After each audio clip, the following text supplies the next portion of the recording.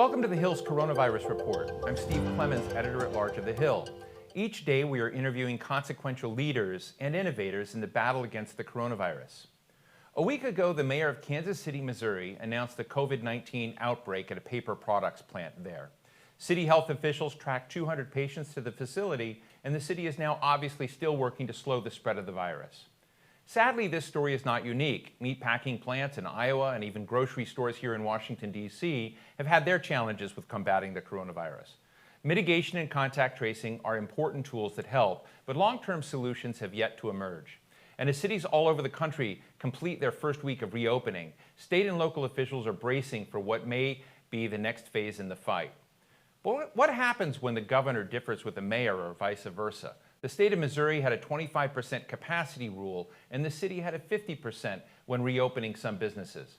Perhaps those uneven sorts of contrast are just going to be part of the process. But in the midst of all this, the Kansas City mayor has also been in the streets with his constituents during this stressful time of anger and protest about racially motivated abuse and systemic racism in America, sparked by the murder in Minneapolis of George Floyd. The mayor of Kansas City has kneeled along with his police chief to honor Black lives and George Floyd, and he has chanted with them, "No justice, no peace." Here to tell us more about the tensions of the day in Kansas City and what mayors are facing at this moment is that city's mayor, Quinton Lucas. Mayor Lucas, thank you for joining us today. You and I were together in Washington, D.C. when the Conference of U.S. Mayors was going on here in Washington with a number of other people. And at that moment, we were talking about how to make communities better, how to bring them together, how to get generations to work across each other, how to invent and sculpt healthier communities. How have you been able to deal with the economic shock, the COVID shock, the racism protests, and get back? What's your North Star in getting back to talking about what a healthy community looks like? So I've had the fortune of being mayor now for a grand total of about 10 months. And we have dealt with, on the positive side, a Kansas City Chiefs Super Bowl victory and a parade, and then we had COVID, and certainly we've had protests since. I think what we have to make sure we do whenever you're looking to that North Star is how is it that we can continue to address underlying issues of equality? I think when I was running for mayor, and certainly in my months that I have been mayor, that's always been centered to it. And so even as we were thinking about our COVID-related policies, it wasn't so much merely looking to the science, although that's very important, but it's also looking at things like how do we distribute masks to enough people in the public? How do we make sure when we look to hospital resources, they're evenly available and shared throughout our community?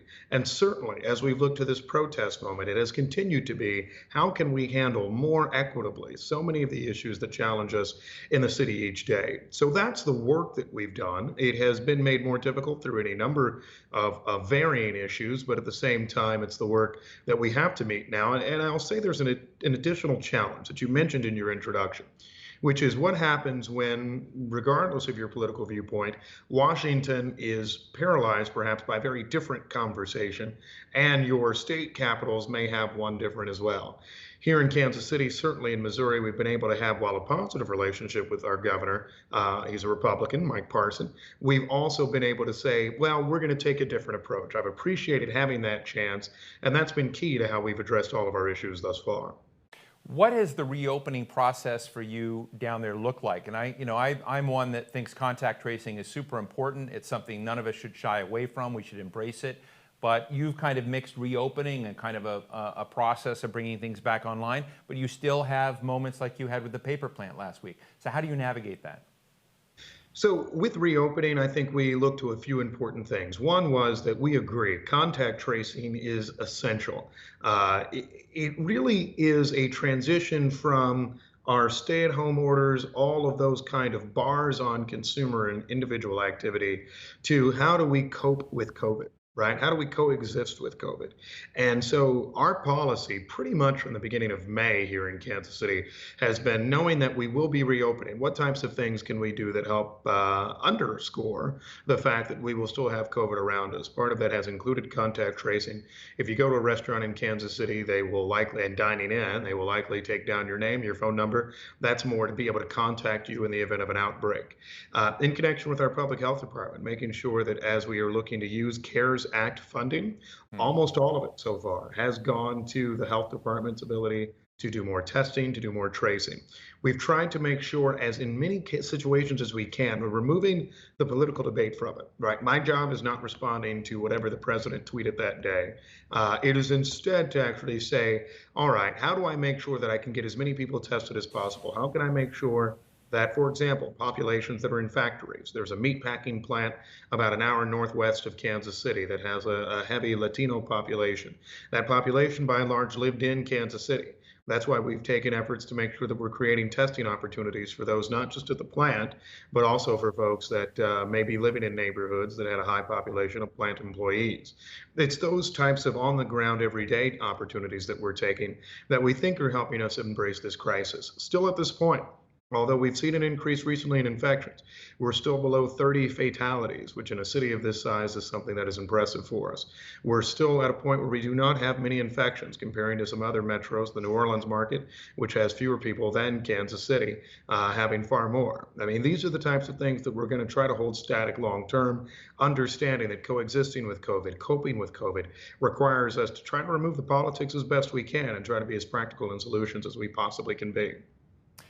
You know, half a block from me right now is a street that's been painted with yellow letters, Black Lives Matter.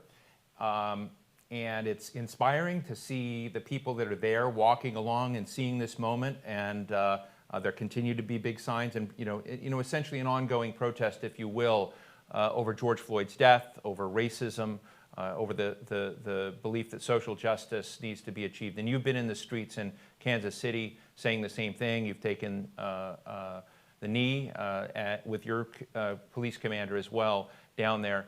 What I'm trying to get a fix on when I talk to these protesters and ask them, what does social justice look like? There's a meta version of that, but then there are details. And there's not a lot of discussion of what details would help people understand when social justice exists and when it doesn't. How do you approach that? You know, I have said a few times there was a large kind of protest rally gathering on the steps of City Hall in Kansas City on Friday. And they invited me to make remarks, and they didn't boo me out of the place. So something is working.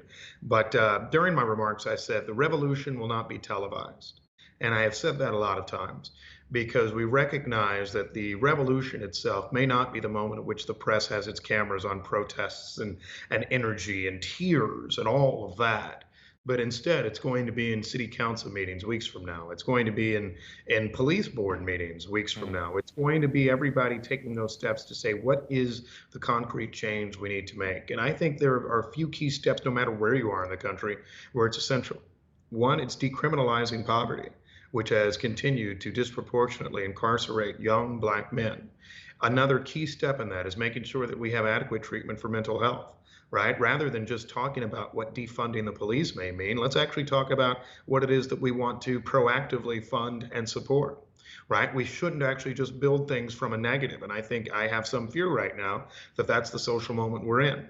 Instead, what we need to say is, well, how do we actually make sure we have good, strong, sustained investments and mental health? How do we make sure we have sustained investments in alternatives to incarceration? How do we make sure that we at least modify, remove, eliminate the war on drugs in our country, which in many ways has been an abject failure? Those are the detailed works that I want to take part in Kansas City, that we're already taking part in, whether it be marijuana policy, incarceration, or mental health treatment. That's what it means to me to say that we're changing, we're re-envisioning, and we're reimagining what policing means. And that's the sort of work we need to see around the country, long beyond the protest moment. Are you getting the resources you need? Another point of discussion has come up about the number of stimulus packages that have been passed to support cities and localities with their needs. They see their local income collapsing, and so as you're being called on to do more and more in the community to hold things together, you're doing it with a smaller and smaller resource base. Is the federal government there for you or not there? The federal government is not there for us, and I say that with respect to an outstanding set of senators I have, Roy Blunt and Josh Hawley. Jerry Moran from Kansas has been helpful to us as well, and certainly my congresspeople, Emmanuel Cleaver and Sam Graves. All outstanding people working for us as best they can, but I think to the extent you've seen relief, go to the American city. It's gone to much larger American cities like New York, certainly needing it, and some others like Los Angeles that certainly isn't impacted at the same level of New York City. But there are a lot of cities that are in the middle in terms of size and geography: Atlanta, Cleveland, Cincinnati, Kansas City, St. Louis, right? That certainly will have very significant challenges, not only given our own populations, but also that we're regional centers in a number of states like this one: Missouri, Ohio, Georgia. And we could see more help and support that actually recognizes the number of vital institutions, healthcare institutions that are in our cities, the very significant public safety, public health demands that we have, and the fact that when people get sick in outstate Missouri, they often come to a place like Kansas City or St. Louis. We don't have that support now. That's not unusual. We will continue to do the work that we can from a local level, from local funding support. You know, our city probably somewhat unusually passed a sales tax increase a week ago because we recognize long-term public safety and public health needs. We will run out of local tax revenue at a certain point. I would love to have federal government support and backfill for that, but we won't hold our breath here in Kansas City. When you look at the future of Kansas City as an area, what are the things that are going to drive you positively out of the current turmoil? What are the next projects? You know, one way that leaders talk about it is let's get out of the moment now. Let's figure out how we redo our social contract or how we get back to sculpting the future. What are some of the ideas that you have? You know, there are a few different ones. The first is actually making sure that we handle this crisis well, right? Public health is good economic development. I think if there's somebody who's looking at how Kansas City responds to crisis now, they would see that we acted very quickly and aggressively. We issued some of our stay-at-home orders the same time the city of New York did, although we had thousands fewer cases at the time. And by the way, that was not politically easy. Although I'm from a majority Democratic city, being in the middle of one red state and next to another one creates a significant challenge. But I think we're active and proactive, and people should see that. Another very real and I think important issue for us is that we're making sure, as we look at our protest movement now, that we're having significant and substantial conversations about race, how we can have greater equity in our policing, how we can make sure that we're working on better equitable economic development long term. It may not surprise you that I ran for mayor of Kansas City because I have an unyielding faith in the future of the mid-size American city. I think markets like ours are poised for the future, where you're seeing evaluations from people in places like New York or Washington or Los Angeles that are asking questions about what's the future of the American city.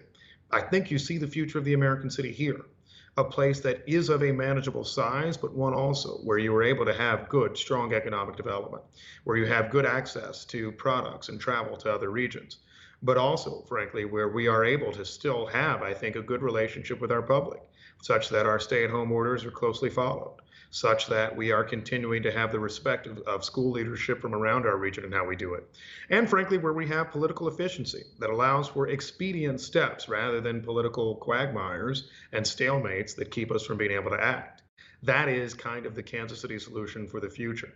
I also think that what we'll see long term is a relationship with many of the agricultural industries around us, our bio, our ag corridor that's here, that looks to a lot of companies that are already headquartered in this region to be able to grow in Kansas City. So I look forward to all of those. I will sell Kansas City to anyone as soon as we can travel again or on Zoom meetings around the country.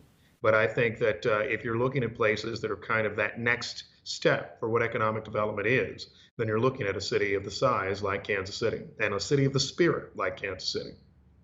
Mayor, just in our last couple of minutes, you know, the other day I interviewed Representative Val Demings, and we went through unemployment, COVID, you know, police brutality, and she says, oh, by the way, it's hurricane season. I almost want to say to you, oh, by the way, it's also election season. You and I, when we spoke in February, I was made aware that, you know, at one point your own place on voter rolls wasn't managed the right way. And there are lots of people out there in this election season that are trying to figure out how they're going to vote, how they're going to politically be engaged. And then you've got, you know, elections at all different levels of government. But I'm interested in your perspective as a mid-sized city. Does the federal government, does the election of the president even, in which we've seen such a Keystone Cops sort of operation going on, you know, what do people want to see at this moment, and how are they going to, what do they need to express their own political choice? So, you know, I think a few things that we are finally recognizing to our credit, even in a conservative state like Missouri, we have made it easier to vote by mail. and not having a notary requirement on absentee ballots is going to be important for us. So I think we, in all of our states, need to continue to make sure that voting is more accessible. Uh, I think the presidential election will be an important point for all of us. I think the public will want its voice heard. I will say, actually, it's almost more about the rhetoric that we're in right now. And so I would encourage everyone. I was actually heartened the other day by the vice president's statement that he doesn't fully support defunding the police, but is looking for opportunities for reform. We need to make sure that we're having substantive policy debates. Sometimes I think back to the 2000 election, which was one of the first ones that I followed fairly closely. And I remember chats about Social Security lockbox, immigration reform, those sorts of meaty issues. They weren't just about what drama happened last week. We need to continue to focus on that, I think, for our country to be in a better position, whether you're voting from the right or the left in connection with that. I think as we look to voting, we need to make sure that it continues to be more accessible and that all of us in leadership are making opportunities for voting, frankly, safer, right? In Kansas City, our recent election that I mentioned earlier, more voting was done in big gyms where there was a potential for social distancing. We're going to have to make sure we allow that as well. But, it's an ongoing effort to improve voting in America, to improve turnout. It's going to be vital for this election, and I think all of us will play an important part in it. Well, Mayor Quinton Lucas, I look forward to getting down in Kansas City when we can hang out again. And thank you so much for joining us today and sharing your thoughts. And I want to thank all of you for joining me today. I'm Steve Clemons. We'll see you tomorrow. Be well.